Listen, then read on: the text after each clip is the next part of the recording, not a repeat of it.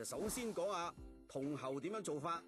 喺施工之前，水喉管工首先要照住機電工程顧問批准嘅施工圖則嚟放大樣圖同埋做樣板工序嘅。工友就要根據批准圖則上面列出嘅尺寸嚟到開料，而開出嘅銅喉料就要用錯執翻好啲披口，即係好似啲女仔剪完指甲都要用指甲銼啊執翻靚佢咁啦。咁之後咯，就可以將開好嘅喉管分層埋碼，準備運去施工地點啦。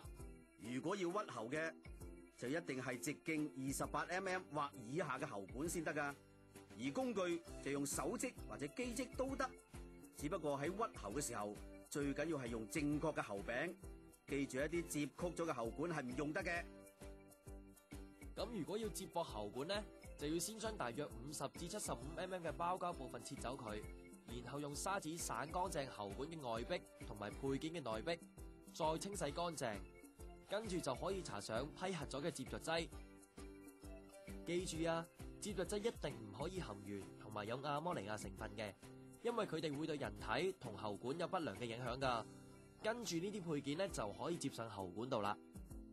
咁接駁都好講技巧噶喎，喺加熱之前呢，就記得要用濕布將有外套膠嘅部分包好，咁樣熱過頭嘅話都唔會溶啊嘛。冇錯啦，嗱，等銅石曲內置嘅石溶咗之後咧，跟住喺外露嘅接駁口度用石條加熱嚟確保所有空隙都填滿晒，就再用濕布將佢嘅表面抹至平滑，咁就得噶啦。我哋可以因應地盤嘅環境，將喉管打橫或者垂直向上嚟焊接嘅，但係要注意所有嘅焊接口嘅石一定要平均，而且要將多餘嘅接着劑同埋石清理好，咁就搞掂晒噶啦。至於用銀焊嚟到接駁喉管嘅話呢，記得要將熔接器具調校到適當嘅氧同埋乙炔，形成中性火焰，將管身同埋配件均勻咁加熱，再將銀焊枝同埋焊劑喺接駁口上面加熱至溶解，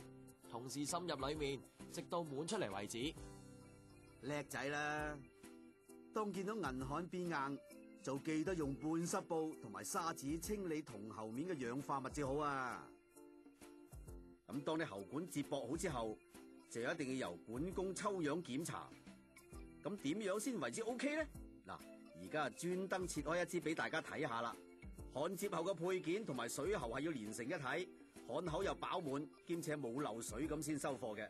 仲有所有喉管嘅接駁工序都應該盡量喺喉管運送到樓面之前完成，咁樣先至可以減少喺樓面上面安裝嘅時間，唔會阻住其他行業做嘢啊嘛。冇錯啦，咁開好料之後，承建商就要喺地盤做一個功夫路板房，